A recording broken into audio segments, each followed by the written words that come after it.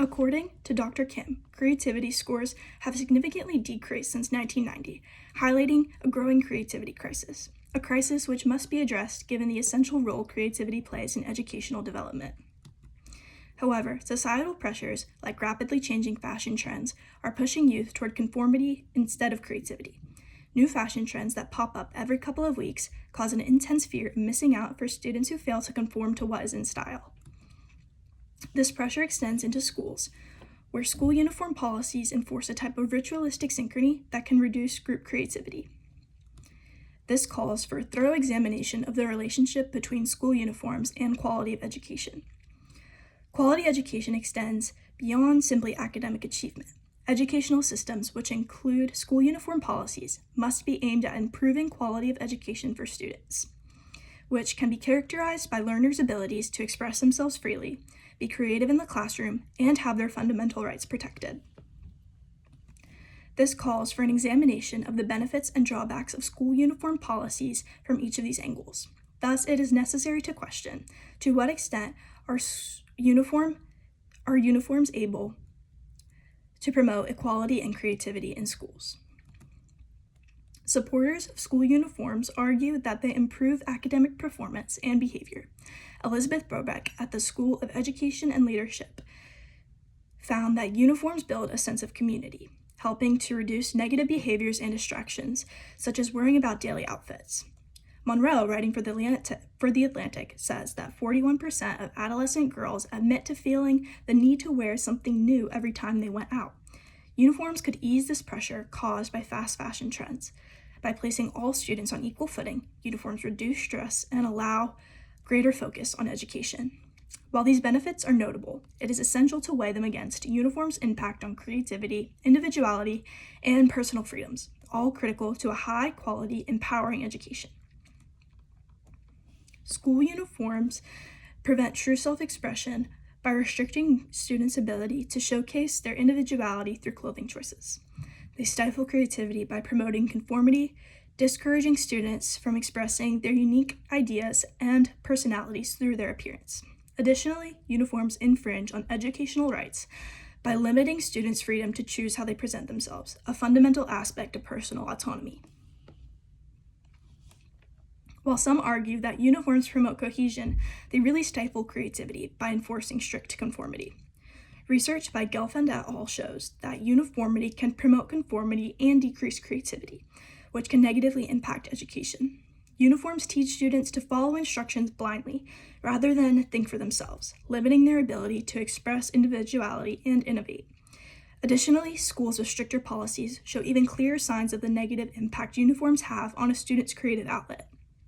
A Korean study conducted by Julie Park in the Journal of Dress, Body, and Culture highlights how uniforms restrict personal expression. They also fail to improve academic performance, showing that they suppress the creative thinking essential for personal growth and a dynamic educational environment. From the perspective of gender equality, school uniforms, particularly skirts, are a form of ritualized girling that reinforce gender inequality. These gendered uniforms confine all students to binary gender norms. As noted in the Journal of Gender Studies, uniforms that require skirts for females perpetuate gendered performance, molding and naturalizing traditional gender identities. This physical marker enforces a narrow view of gender instead of improving gender equality in schools. Not only do girls face gender inequality in uniform policies, queer and gender nonconforming students, especially transgender students, are forced into a system that doesn't reflect their identities. According to the International Journal of Educational Research, schools often reinforce gender and sexual conformity, creating spaces where queer students experience harassment and policing of the body. Gendered uniforms impose restrictive norms that hinder self-expression for gender-expansive students. These policies create an environment of alienation instead of fostering a sense of community as intended. Additionally, when looking at educational rights granted by the Convention on the Rights of the Child, school uniforms pose a potential threat. This document emphasizes the right to develop fully and engage in play, but restrictive uniforms, especially skirts for girls, hinder this. Specifically, Article 28 emphasizes the ways in which educational environments should encourage students to fully express themselves and their personalities. Article 31 emphasizes a student's right to play and leisure throughout the day. However, according to Watson et al., writing for the European Physical Education Review, girls are less active in school due to uniform limitations, which Rowdy finds to be directly tied to skirt designs. In this way, skirts exacerbate gender inequality, they restrict mobility, and also fail to support the development of children's talents and physical abilities, ultimately undermining educational quality. In conclusion, while school uniforms are often implemented with the goal of promoting equality and discipline, they fail to achieve these intended outcomes. Uniforms prevent true self-expression by forcing students to conform to a rigid dress code, limiting their ability to showcase individuality. This conformity stifles creativity as students are discouraged from expressing their unique ideas and personalities.